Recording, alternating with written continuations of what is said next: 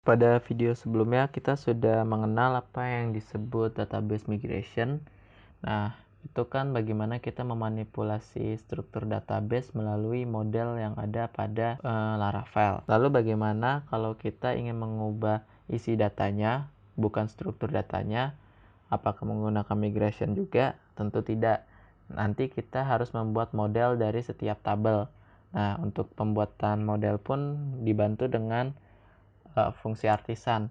Kita tinggal buat seperti ini, php artisan make model, kemudian nama modelnya apa. Misalkan tadi kan kita punya tabel user, nah kita kasihlah nama modelnya user, seperti itu. Nah, tapi ada errornya berkata model already exists, berarti modelnya udah ada. Kalau kita lihat di sini sudah ada model user.php. Jadi sebenarnya user.php ini yang mengatur. Kalau masih ingat sebelumnya kita ada tabel users. Nah, tabel users yang bawaan dari Laravel ini nanti diatur oleh model user yang ada di sini. Jadi kita tidak bisa pakai model user lagi. Kita ganti namanya jadi users misalkan.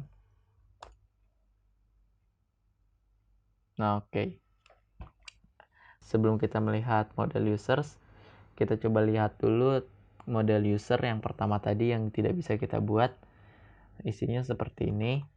Nah, jadi sebenarnya di Laravel kalau kita membuat model, misalkan kita punya tabel dengan nama di sini users. Nanti users pakai S gitu kan. Maka kita tinggal buat nama modelnya itu users.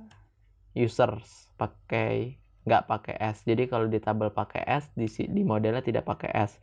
Atau misalkan nanti kita punya tabel namanya blocks pakai S, nanti kita bisa buat model artisan make model block seperti ini, tidak pakai S. Kalau di database pakai S, di model tidak pakai S. Jadi nanti Laravel akan langsung ngerti, oh berarti model block ini punya sebuah tabel yang bernama blocks yang pakai S, seperti itu. Nah, lalu bagaimana kalau misalkan nama tabelnya kita mau custom? Biasa kan kalau kita pakai format tb user, tb member, seperti itu kan. Nah, itu kita bisa atur dengan cara membuat model baru. Misalkan tadi kita membuat model users pakai S, Kalau bawaan Laravel dia akan mencari tabel yang bernama users, S-nya double karena belakangnya harus S lagi. Lalu bagaimana caranya agar dia berrelasi ke tabel yang user yang ini, yang tadi kita buat. Nah, caranya kita tinggal menambahkan sebuah variabel tabel protected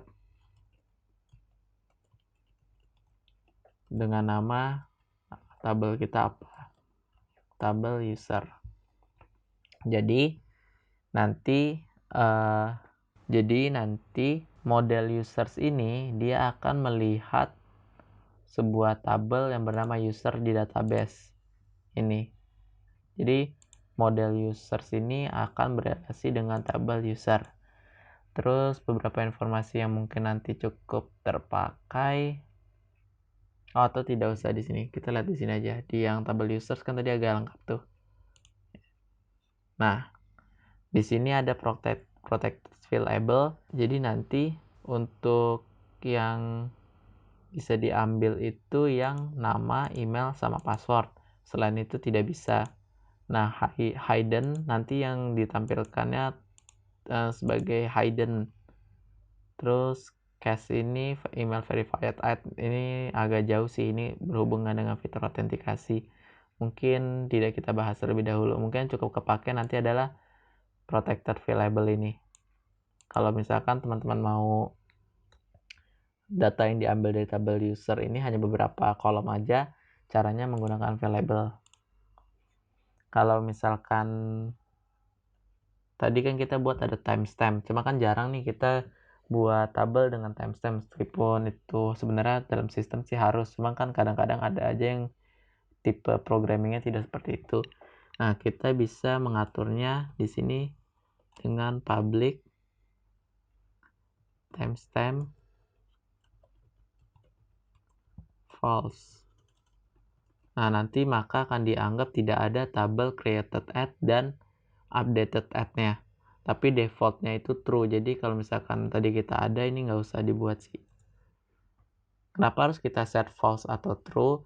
Jadi nanti setiap ada data yang masuk akan otomatis menambahkan di created at sama updated at-nya. Kalau itu update, nanti kolom updated-nya akan otomatis berubah. Seperti itu. Kalau kita tidak menggunakannya, kemudian tidak kita set false, nanti akan muncul error karena model ini akan menganggap ada tabel created at-nya, tapi ternyata tidak ada seperti itu. Mungkin untuk bagian model segitu aja sih.